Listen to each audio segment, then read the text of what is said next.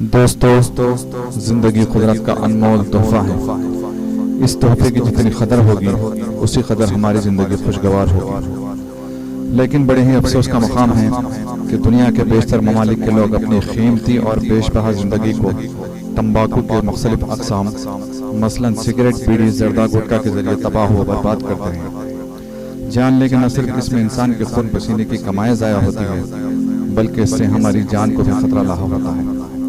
Cigarette نوشی سے cancer, دمہ، T B, sugar اور دل پھیپھڑوں سے جڑے امراض ہوتے ہیں، جبکہ ایک تحقیق کے مطابق یہ مرد حضرات میں نامردانگی کی اور خواتین میں حمل سے متعلق پیچیدہ بیماریوں کی وجہ بھی بنتا ہے۔ آپ کو یہ جان کر تعجب ہوگا کہ دراصل پوری دنیا میں سگریٹ اور تمباکو کے استعمال سے مرنے والوں کی جملہ تعداد شراب، ایڈز، حادثات، قتل اور خودکشی سے مرنے والوں سے کہیں زیادہ ہے۔ یہ ایک جانب غریبوں کو اچھی غذا میسر نہیں اور اس پر نشے کی لت ان کے جسم و جان کو ناتواں بنا دیتی ہے۔ قوت مدافعت دھیرے دھیرے جواب دینے لگتی ہے، جس کے باعث ایسے لوگوں کے اندر وقت سے قبل ہی زندگی کی صحبتیں برداشت کرنے کی قوت جواب دے جاتی ہے اور وہ فوت ہو جاتے ہیں۔ لوگ ابتدا میں اس کا شوقیہ استعمال کرتے ہیں، بعد میں یہی شوق عادت اور لت میں بدل جاتا ہے اور لوگ اس کے نشے میں ڈوبتے چلے جاتے ہیں اور جاگتے اس وقت ہیں جب وہ کسی بھیانک مرض میں مبتلا ہو جاتے ہیں اور موت جب تقریباً یقینی ہوتی ہے۔ ورلڈ ہیلتھ آرگنائزیشن کے مطابق دنیا میں سگریٹ نوشی کرنے والے 12% لوگ ہندوستان میں پائے جاتے ہیں، جبکہ ہمارے ملک میں ہر سال اس سے متعلقہ بیماریوں سے مرنے والوں کی تعداد تقریباً 10 لاکھ ہے۔ جی ہاں، 10 لاکھ۔ ایک رپورٹ کے مطابق ہندوستان میں 30 کروڑ لوگ تمباکو کا مختلف شکلوں میں استعمال کرتے ہیں۔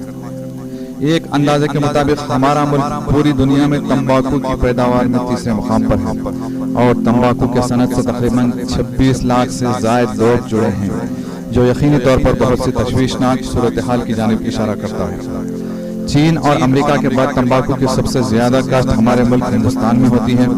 حکومت کو تمباکو کے ٹیکس سے سالانہ 1.50 ارب ڈالر ملتے ہیں۔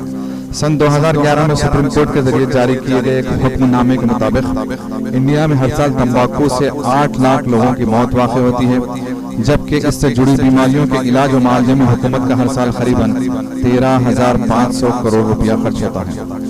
عالمی سطح پر اعداد و شمار کا تجزیہ ہمیں بتاتا ہے کہ تقریباً ہر سال 80 لاکھ لوگ تمباکو نوشی سے ہونے والی بیماریوں کی وجہ سے فوت ہوتے ہیں۔ جی ہاں، عالمی سطح پر اعداد و شمار کا تجزیہ ہمیں یہ بتاتا ہے کہ تقریباً ہر سال 80 لاکھ لوگ تمباکو نوشی سے ہمارے ہونے والی بیماریوں کی وجہ سے فوت ہوتے ہیں۔ سوال یہ ہے کہ کیا ہمیں اور ہماری حکومتوں کو ہر سال یقینی طور پر ہونے والی ان اموات کی واقعی فکر ہے؟ اگر کووڈ-19 سے جڑی اموات کو دیکھیں تو پتہ چلے گا کہ آج تک دنیا بھر میں محض 3,70,000 اموات واقع ہوئی ہیں، جبکہ دنیا بھر میں سگریٹ نوشی اسموکنگ سے مرنے والوں کی تعداد تقریباً 80 لاکھ ہے۔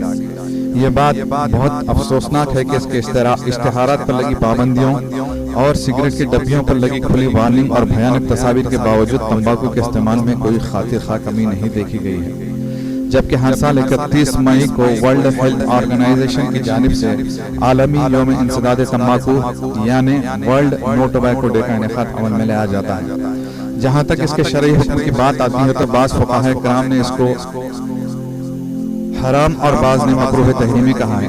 جب سگریٹ تیار کرنے والی کمپنیاں خود اس کے ہر پیکٹ پر اس کے صحت کے لیے مضر ہونے کی وارننگ لکھ دیں تو ایک عقل مند کو سمجھ لینا چاہیے کہ یہ صحت کے لیے کس قدر مضر اور خطرناک ہے۔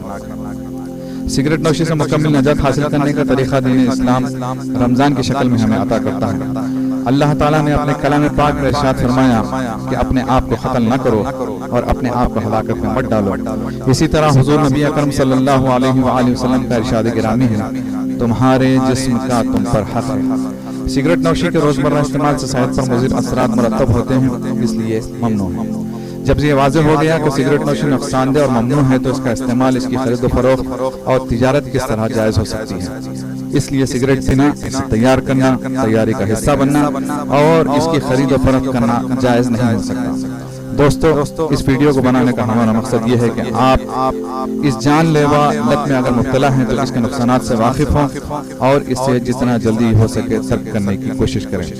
اسی طرح اگر پکے عزم و حوصلے کے ساتھ انسداد تمباکو نوشی کی مہم کو حکومتی اور سیاسی سطح پر آگے بڑھایا جائے تو یہ ملک کا اپنی رعایا کے حق میں احسان عظیم ہوگا اور اس کی وجہ سے ملک کی ترقی اور عروج کو مزید راہیں ملیں گی۔ ویڈیو دیکھنے کے لیے آپ تمام کا بہت شکریہ۔ اگر ویڈیو پسند آئے تو ہمارے چینل کو سبسکرائب کرتے ہوئے لائک اور شیئر ضرور کریں۔ پھر ایک مرتبہ آپ تمام کا بے حد شکریہ۔ والسلام علیکم ورحمۃ اللہ وبرکاتہ۔